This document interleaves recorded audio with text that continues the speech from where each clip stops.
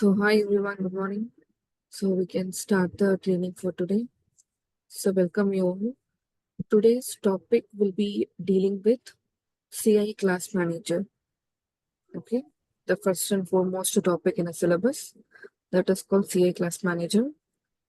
We will be learning about those areas.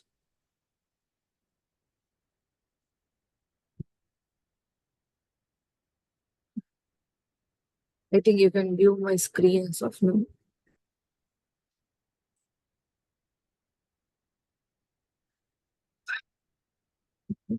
In the CI class manager, the first and foremost thing you have to learn about the CI class structure actually. So how it is actually structurized in the CMDB table. That is what you will be learning in the system. So first and foremost thing, everybody just please be ready with your PDI. Okay. So while coming to the session, if you have PDI ready, then you can see the practical stuff in your side also. You can do some small references from your PDI.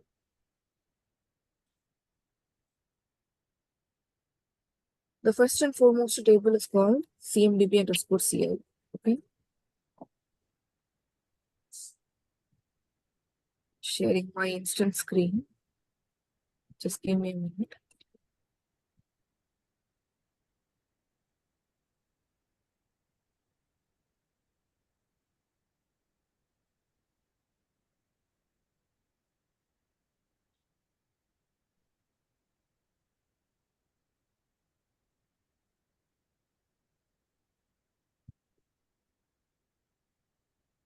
You have to search for CI class manager over here.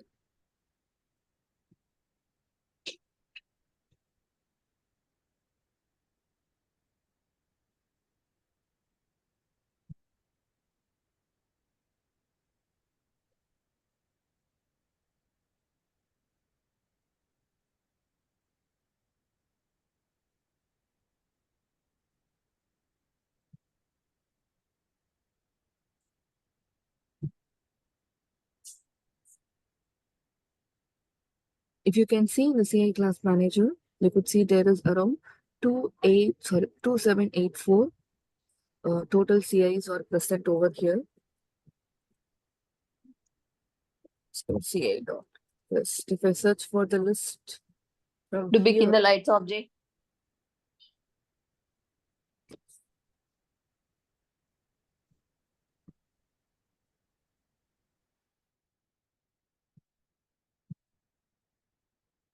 you could see the same numbers also over here. So only the CI class manager it will show if you have a live stuffs over there. Okay, this is the count. But now I'm going to work with my Windows server. Okay, I search for Windows, it will show all the related Windows item. I'm going to search with my Windows server. If you see the Windows server, it just has a family hierarchy over here.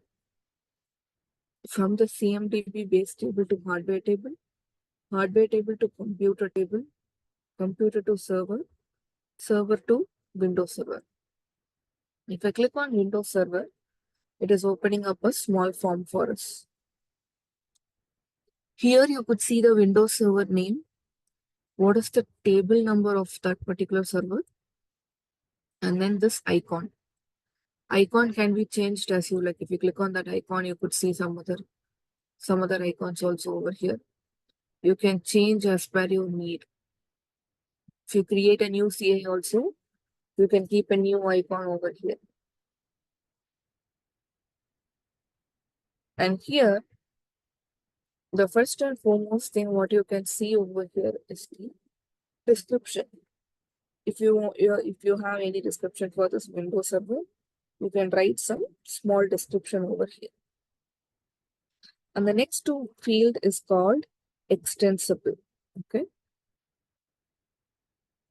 The next field is called extensible over here, which means if you click on this extensible, you can add a child class to this one.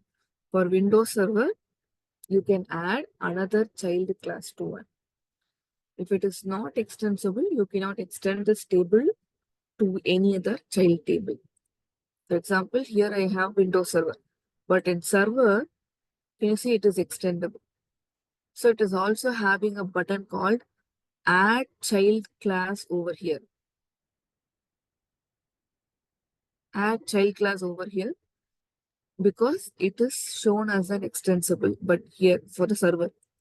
But if you see for Windows Server, it is not extensible, which does not have, which means you can't add any other child classes to this one. Principal class. Principal class in the sense marking some important classes as a principal class. The CIs belong to this class can be filtered from the CMDB table list view. How? Let me show you that. If you go for this configuration item table, here in the filter section, the list control filter section, you have a filter called principal class. Can you see, guys? If I click on that, now I don't see any principal class. If I keep this Windows Server as principal class and I'm saving it, now all the servers within this table will be come as a principal class over here. See, all the Windows Server comes as in the part of filter principal class. If you want to mark any kind of CI to be important CI, and that needs to be visible in a separate list view in the sense, then you have to check on the checkbox to make a to make a particular CI as a principal class.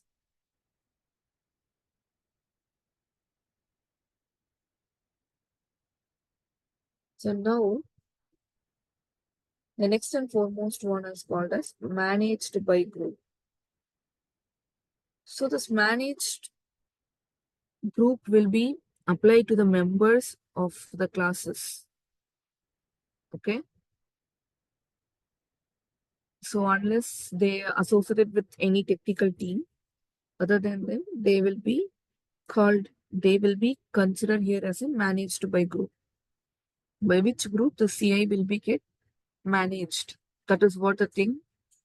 It will be referring to the normal user table only. Okay. It would got refer to the normal user table. Here it is the default product model which will be get connected with the product table. For example, I could say like products CMDB underscore. Let me go to the table CMDB underscore model dot list. All these are the product models. If you have any of the product model get attached to it, then you can add some product model to it.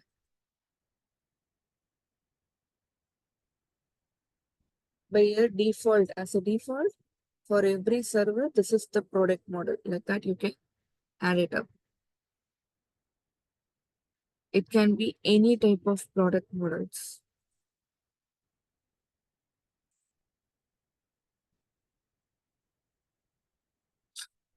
Now, let's move on to the attributes.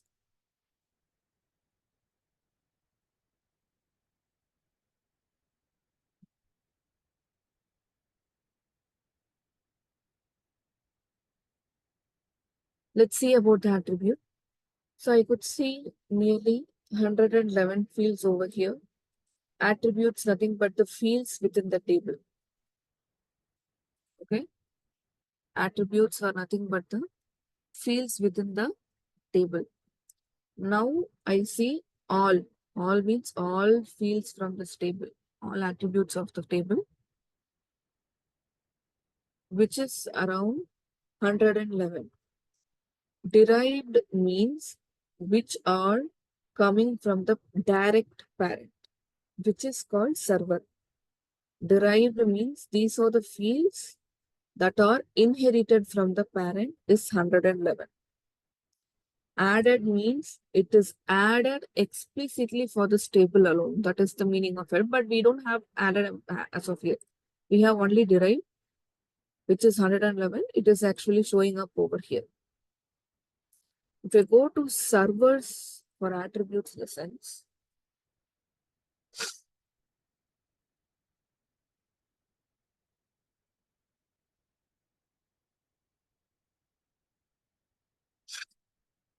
servers for your attribute in essence, you have 111. These 111 fields only coming up in the derived over here, which is the direct parent to the Windows server. And here, if you see, there are 111. Derived one is 106, which is coming from the computer table. Okay. And added fields are five fields. 5 plus 106. 5 plus 106 is 111 fields.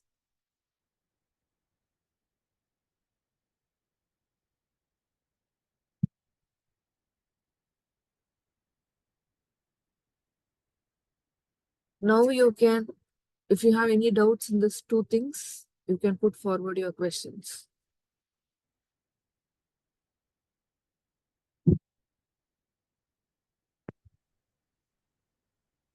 Prasi, derived attributes will have only computer attributes, or we can say others also will be involved. Direct parent, all the attributes. This direct parent will have all the attributes of its own direct parent. Okay. Thank you. Any other questions?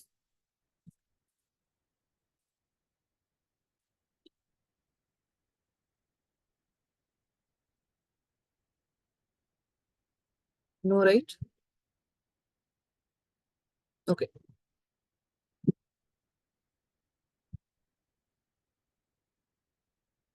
The next important one is the IRE rules. Okay. IRE engine we have within ServiceNow, which is responsible for every other movements within ServiceNow. Okay.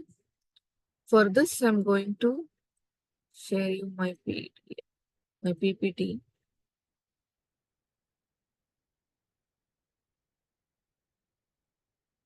CMDB IRE.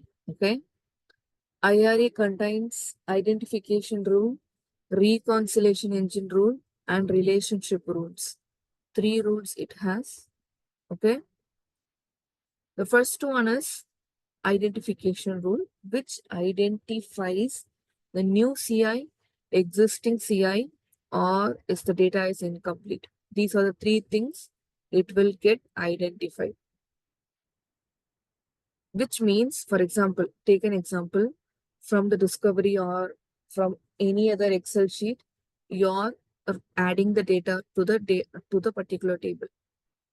Now it will check whether the same CI get existing in the system. Okay. If it is yes, it will try to update if there is any new value added to that particular field. Else, it will add a new CI to the system. So whatever things you try to add to the data source, first it will check whether you have any of the existing CI for that. Else it will create a new CI within the system. This is why the identification rules will be working in the system. Reconciliation engine has a flow, or I could say like it just has some rules to do that, where data refreshment rules will be here in the reconciliation rule. Data is only updated if new values are from the more trusted source than existing data. For example, you already have a particular data. You already had a particular data within the system. Now it is getting updated from multiple sources. Okay, it is getting updated from multiple sources. Okay, in that time, which source is most trusted sources, that will be get updated.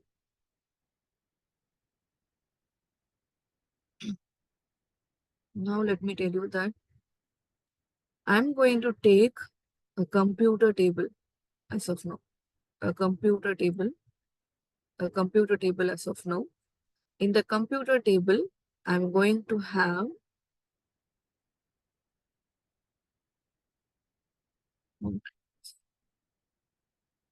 in the computer table, I'm going to have a field called, okay, a field called CPU. I'm going to take CPU or no, I'm going to take RAM. RAM means it will contain the answer as 8 GB, 16 GB, this kind of GP values, some gigabytes memory values it is going to have. Now for the computer table, we are getting the source from SCCM, okay, SCCM, ServiceNow Discovery, through Excel sheet. Through Excel sheet, we are going to get it up. And last but not least, we are going to get it from the answer, from the value of Evanti. These are different what to say, discovery sources. From here, the data will comes into ServiceNow. Now, think in this way.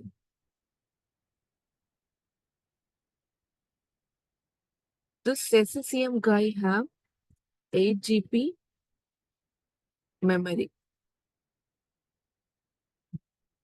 Okay. Same way,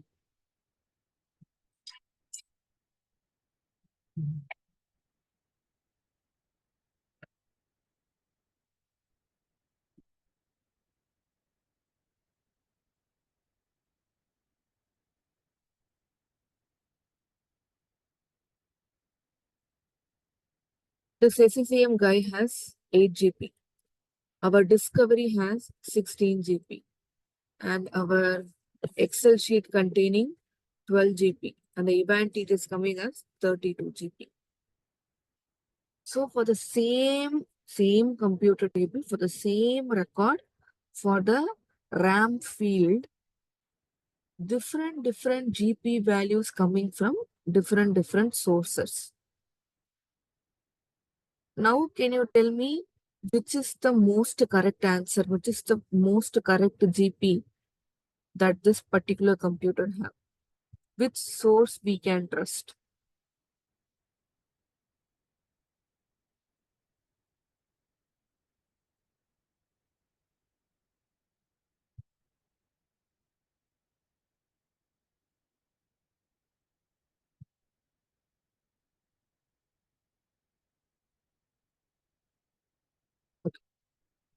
So now you can tell me, like, for the same computer table, for the same RAM field, I am getting the answers as 8 GB from SCCM whenever the SCCM get runs. I am getting 16 GB whenever the discovery get comes. And this Excel sheet and this the event part. We can't tell that which is the most trusted one. Still, we should write some precedence order for this one. Still, we should write what? Some precedence order for this one. Precedence order, I could say like, for SCCM, my precedence order will be like 200. Okay. Discovery, let me give us 100. Excel sheet, I'm set it up as 300. For event, I'm setting up as 400.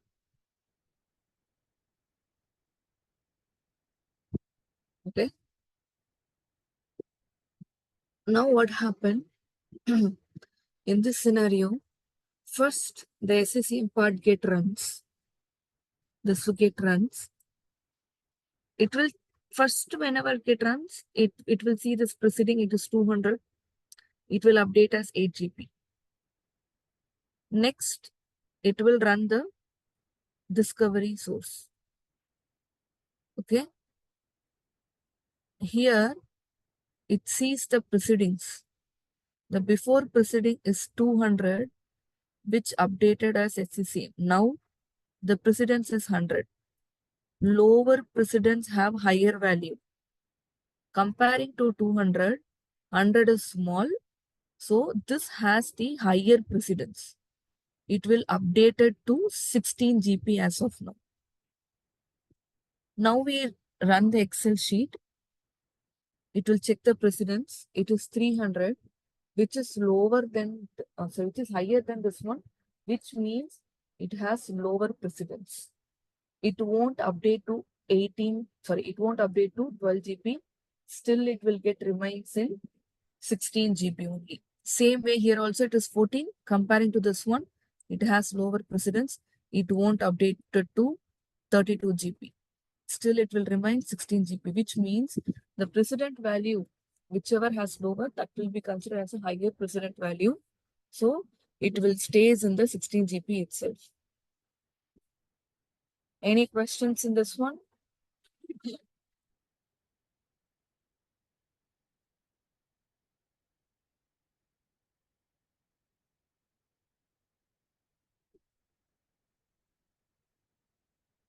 Guys?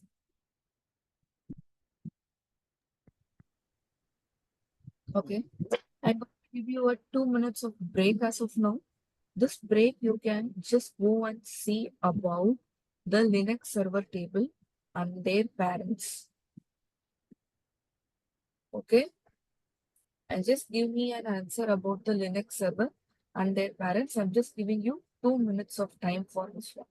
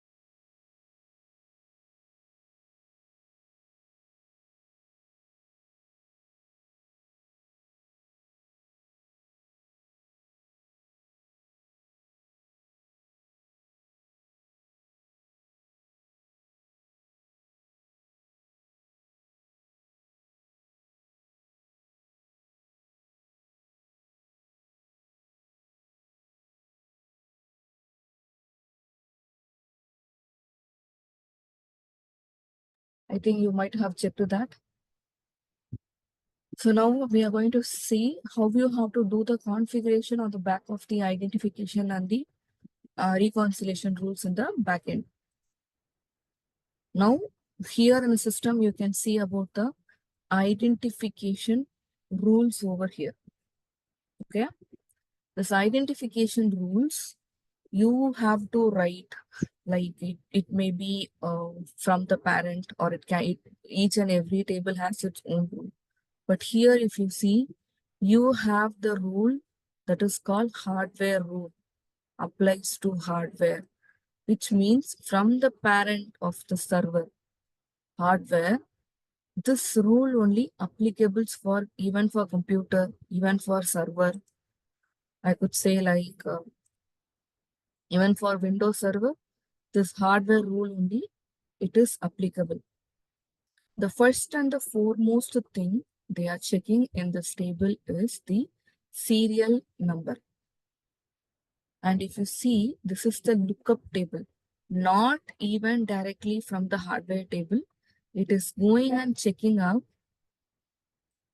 in the serial number table. Okay. The serial number table is called as CMDB underscore serial underscore number.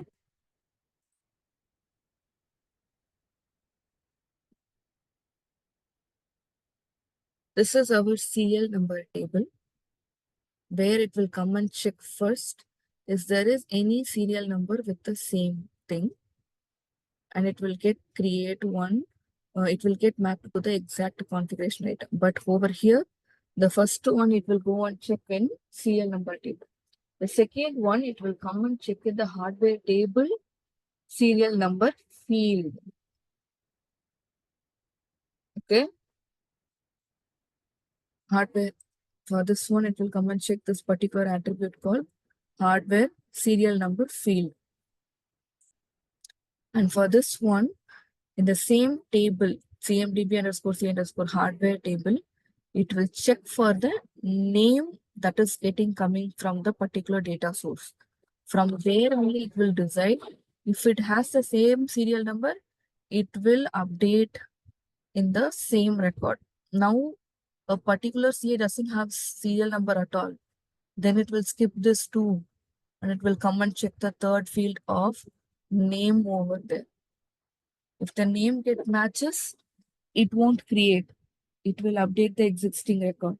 If it doesn't found any name with that record, then it will create a new CI in the CMDB CI table. And now the next and the foremost part is you have to, it is checking in the network adapter table for the MAC address and name. So this is how it will check for the whether to apply the new one or to get the existing one to be get updated.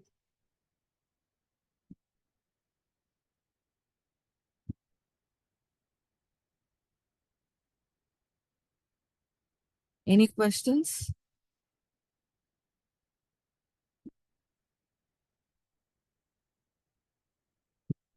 Guys?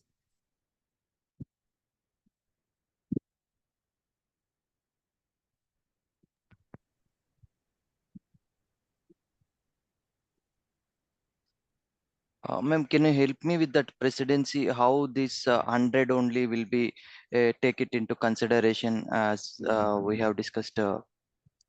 This is for identification rule, okay? Hmm. Identification rule doesn't have anything with precedence.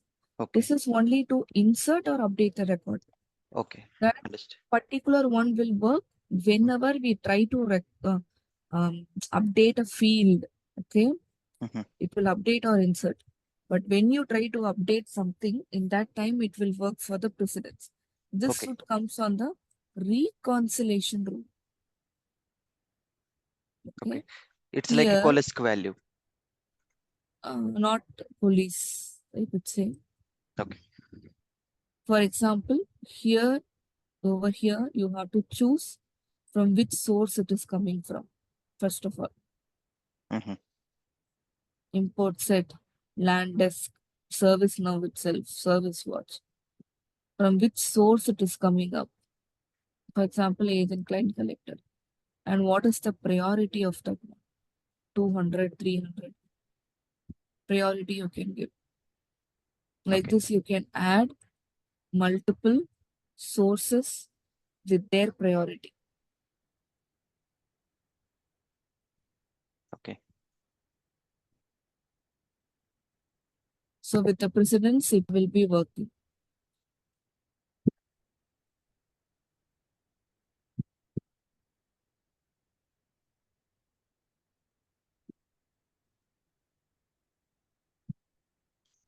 Now you tell me which has the higher precedence over here. Discovery. What discovery? Discovery source service now. Service now. Okay. Which has the very low one? 400 agent client collector. Yes. Now once you select the source with the priority, next you have to go to for which field this will be get applicable. I chooses RAM from the previous one, right? RAM I chooses. You can choose any other field for this particular field. For example, I could say DNS name. So you have to choose for which field alone it will be applicable, or it is applicable to all the attributes. You can just check it up this one. See?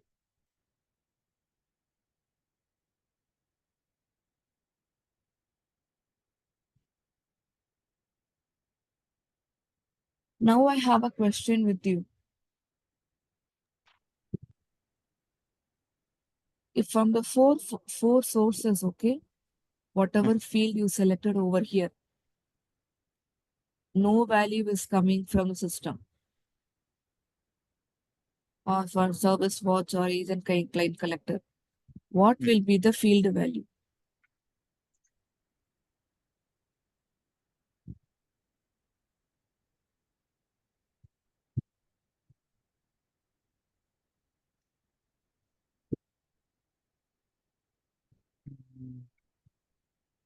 No idea, ma'am. It is null, Okay. no value. And think about this one. From agent client collector, the RAM value is 8 GB. In ServiceNow, it doesn't have any RAM value at all. Now, whether it will clear out the value or still it will keep the previous value. Okay. It's a question. From agent client collector, the RAM is 8 GB. But from ServiceNow discovery, it is 0, nothing it is there. Whether it will keep the previous value or it will update to the new one. Update with the new one. Sorry? Service now. It will update the new one. Yeah, that is correct. So if you click on next for this precedence, you have to add for which field it has to work.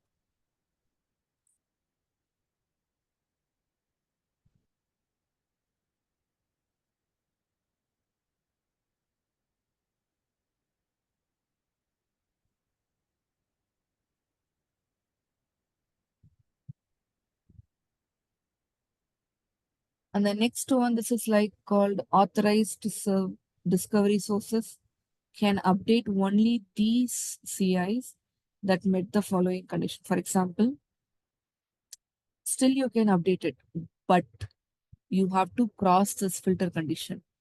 Then only it will get update. So like that, if you have any kind of rules to be get added over here, for example,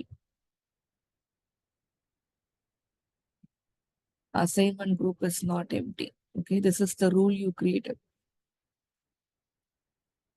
Even though if you want to update it, but still you have to satisfy this condition. Okay. For example, you have the RAM. Okay. If the RAM value is more than 62, okay, then only this particular field would has to be get updated. So like this, you can create some rules or create some filter conditions to add the rules against it. Whatever rules you added over here, all conditions should be met before the reconciliation update get happens.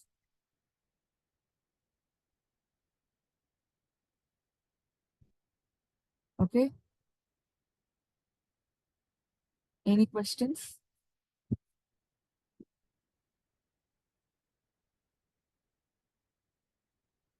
Okay. Tomorrow while coming up, I have a homework for you all.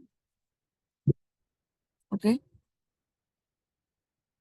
So first of all, take this any server table itself or computer table, hardware table. Add some data to it. Okay. Keep the Colis field not as serial number. Keep some other field as some Colis field. And check whether whatever field you keep as a Colis in the Excel sheet is working as a precedent. Else, whatever the IRE, that identification rules has, it is just working.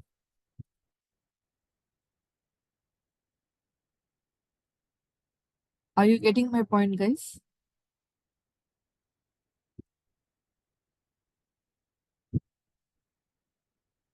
Yes or no, please? Oh, no, ma'am. Can you repeat again? I'll note down that, and or else I'll follow the recording, and I'll prepare. Very easy. See, I have an Excel sheet. Okay. Okay. This is like just like in brainstorming. I have an Excel sheet. I Mhm. have some values in it. When I try to transform it, I'm not keeping a serial number field as Colis. But you know, for hardware, serial number field is the main one, is the serial number. Correct. Correct. Now you don't make that field as Colis. Make some dummy field as Colis, like a RAM or something else. Now you try to upload it and check whether your backend identification rule is working or still that Colis field is overriding that identification rule over here. Sure, ma'am. Okay. Yep. Just add 1 or 2, 3 datas for it. That's it. Okay. Here you have another rule called data refreshment rule. It says when a CI turns stale for a discovery source, allowing the CI to be updated by the lower priority authorized discovery source. Click on it.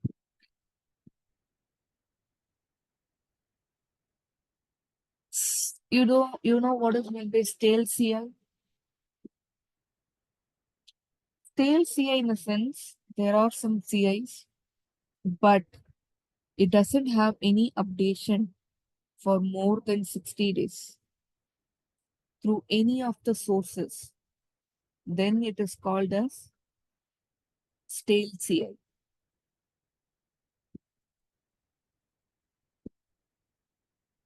You have to specify when a CI turns stale for the discovery source. For example,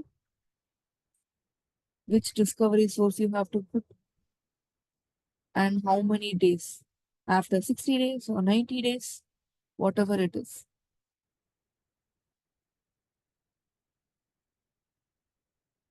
So by this, you can make every CI to be, whichever CI that is, that particular CI to be get refreshed automatically by this rule. For example, there is no updation for a particular CI for more than 60 days. then this rule will get applied and it automatically try to push that CI into this discovery source forcefully, and it will try to refresh it or try to update it, that value. In that way, you can keep a CI without being turned into the stale CI. So every CI has to be updated, not with new values. Every time it should be comes within the discovery source, and it has to processed, and it has to updated the updated like it is every time up and it is working properly, like this kind of updates. But if the CI doesn't get participated in this one and it is sitting as stale, it doesn't have any update and nothing else, it doesn't run into any service no discovery sources, then you need to push that CI to automatically get run in these sources. So that is why we have this data refreshment rules. Okay.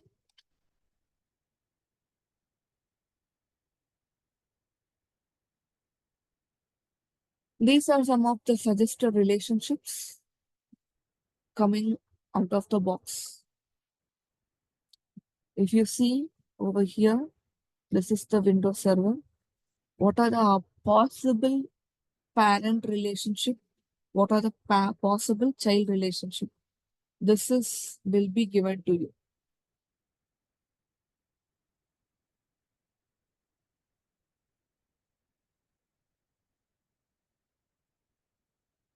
Okay.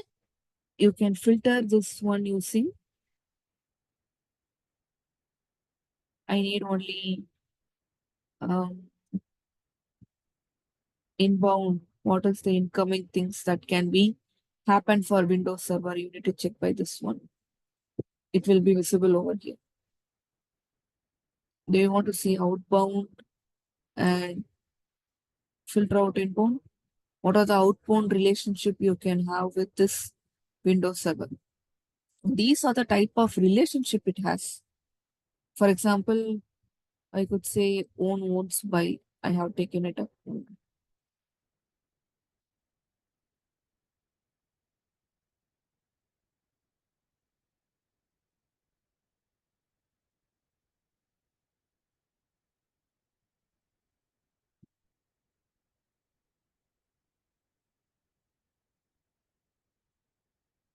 Runs on. I have runs on and receive data from. This Windows server runs on this particular server. That is the meaning. This Windows server receives data from this particular mass storage device, receives the data from this particular Windows server. So you explicitly have this relationships. Okay.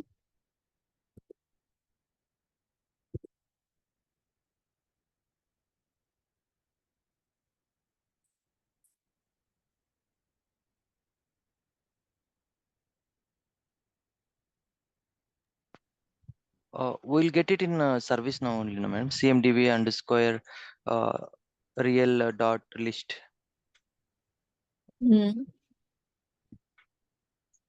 So is that the same? It is same only. Okay. This is like parent-child relationship, but in what relationship it just get connected? Runs on, initiated by. So this thing will tell you dependent and independent relationship. You have to go through it just like that. So, for example, depends on used by. Parent CI depends on child CI, meaning that the problem or change in the child CI may impact the parent CI. Okay. So this is how you have to understand the meaning. For example, this can happen in the real-time scenario. For example, there is a issue happening in the child CI. It will automatically impact the parent CI. Sometimes you may see the impacted CIs list and affected CIs list in the change management. Have you ever seen that? impacted CI and affected CI? No, ma'am, just run the query. That's it. I didn't see that. In the change request or even in incidents, you could see this fields actually. Some interview questions also these people asking nowadays with this one actually.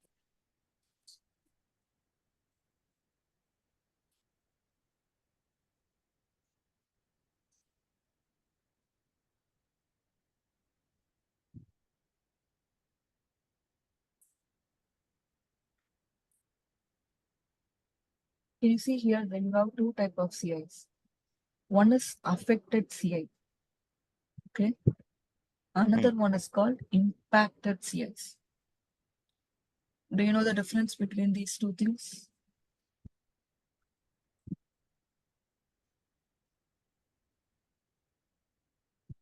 Anyone? No, affected. I know. If it will be affected to the parent child, if there is a issue, and impacted. I don't know. I don't remember that. Okay. Any other? If I have some CIs over here, okay.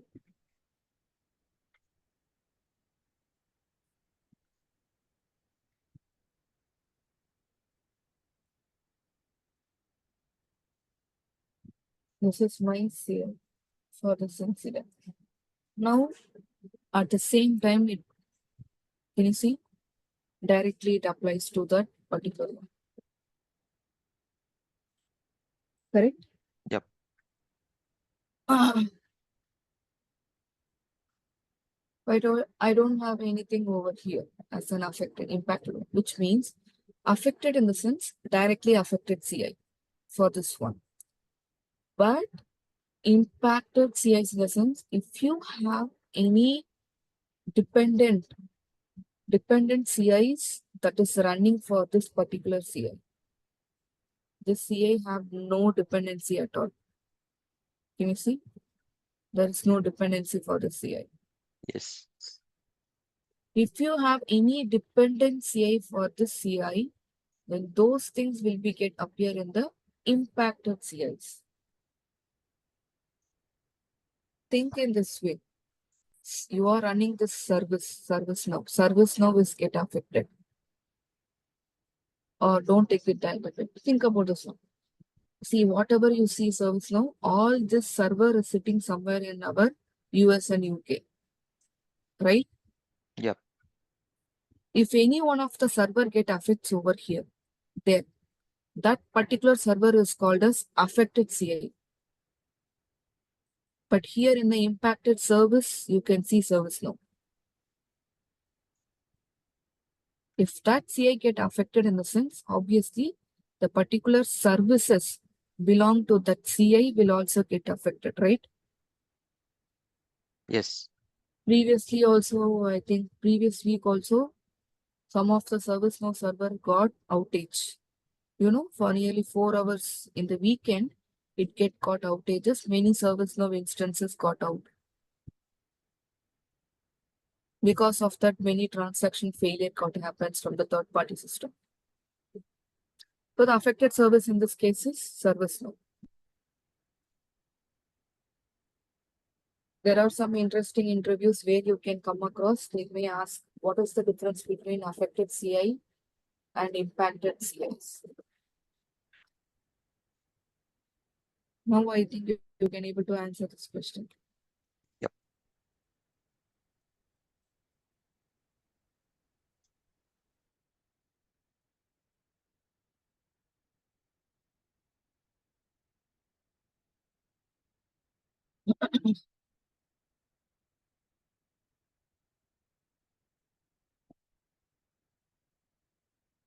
Now, the next thing will be here. Now you have to learn about this particular one, this relationship. Okay.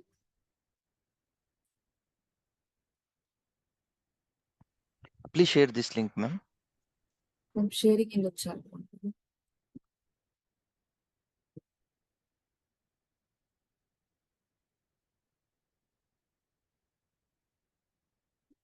I shared in the chat. Just pick it up from there.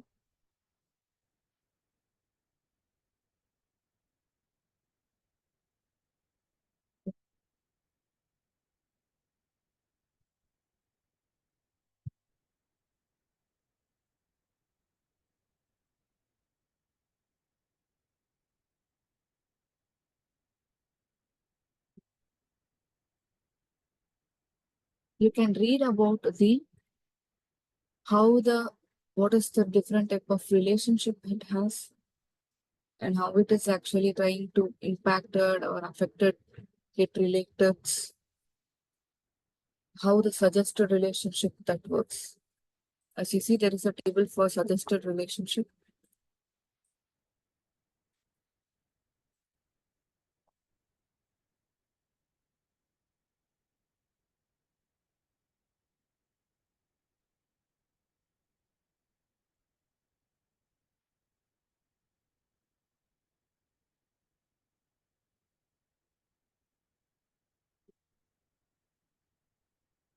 These are different type of relationships we have. All the different type of relationship with every table it has will be available over here. Can you see? Based on this relationship only, all the graphs in your system will be get drawn. For example, you're seeing this kind of graphs and all, right? This relationship graphs and all under every CI.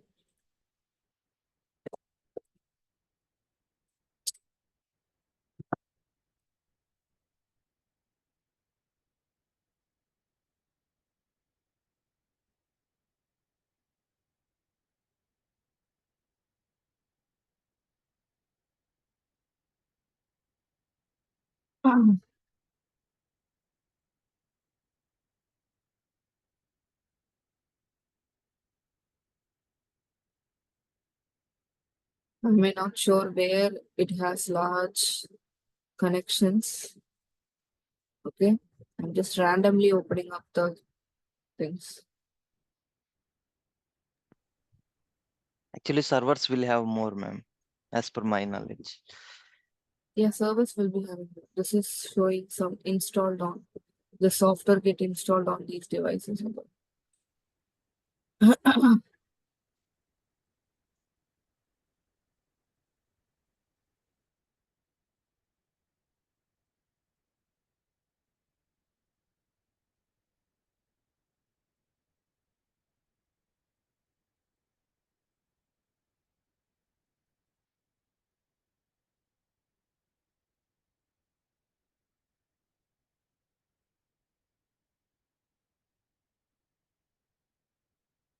Okay, this has.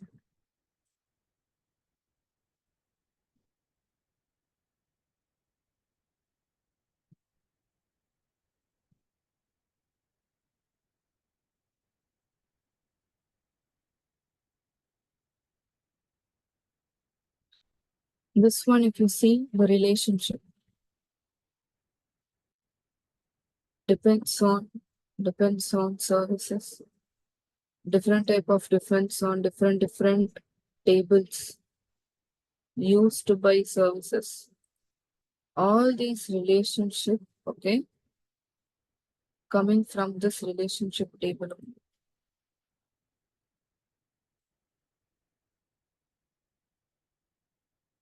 Suggested relationship. If we have the base classes server, okay, here we have circuit node services will be shown, database application mass storage device. Based on the relationship of parent, this is the dependent class, this is the base class. So based on this relationship will also be shown to you. We click on over here, right click, okay, right click on that, you can see how many affected CIs over here, how many recent outages, okay. If you want to add some other relationship, we can add it up. Any other related task you can view, run layouts from here, different layouts, horizontal layout, various layouts like this.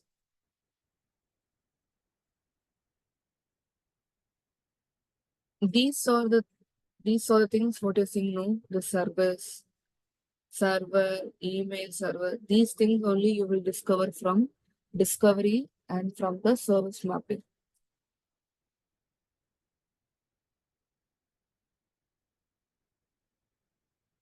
Fine, guys.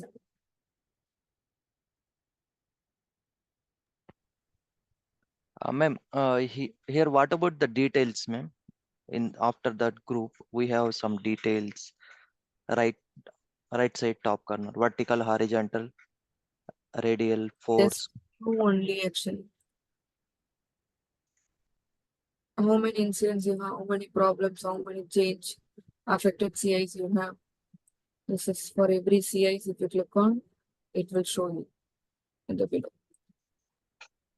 See for this particular, what is it? I think this one I clicked. Yeah. For this particular server, this particular item, you have this problem. Okay. That is what will be shown to you in the backend. Mhm.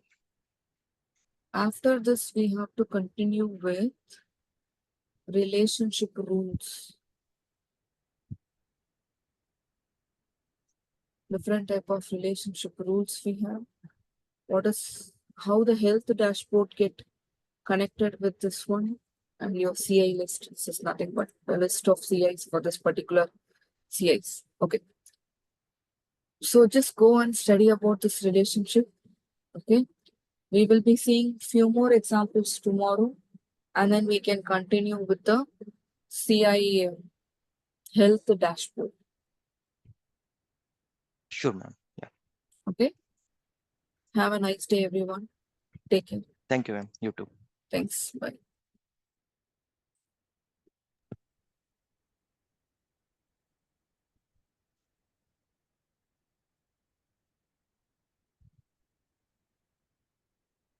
Any other questions from anyone?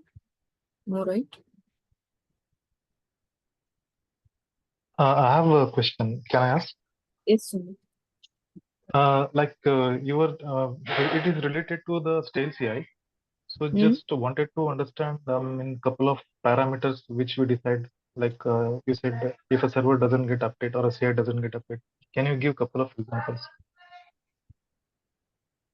A couple of scenarios. Yes. Like what kind of update? For example, there is think in this way. You have a server or you have a computer. Yeah. That computer, you are running some discovery. Yeah. Okay. For 60 days, no one get operated that computer. Okay. Now, forcefully, this discovery will try to push some data from that computer. Okay. Okay. From the discovery. But still, it can't do that in the sense, then that CI will be considered as the stale CI. Because Okay. no update had been happened for the past 60 days. Okay. Even though this same concept only, you will be checking in the health dashboard. So CMDB health dashboard is dealing with how health our CMDB is, whether every CI getting updated, no stale CIs at all. This is what you will be checking in the Okay. health of And the yeah, thanks. One more quick question around that. Can we, I suppose a CI doesn't have any event generated from 60 days from our monitoring tool. Can it be considered as a parameter for stale CI? Can we configure that? event. Yes, We can configure it actually. Through the data configure that. tool, you can configure it. Yeah, because taking that as a real-time example from our instance, our setup. So there is a request from customers sometimes. So this the particular server. Yeah. Add that particular data source as event, which event source you are using, add it over there and just put it that one as 60 days or 70 days, 90 days, whatever days there is. prefer. So we can do that. Yeah. And the refresh rules which we set for the stale CI, so we have to do that individually for the CI, or there is an option for set it at some kind of group or like that. Individually, you have to do it. Okay, fine. That's it. Thanks a lot. Yeah, thanks.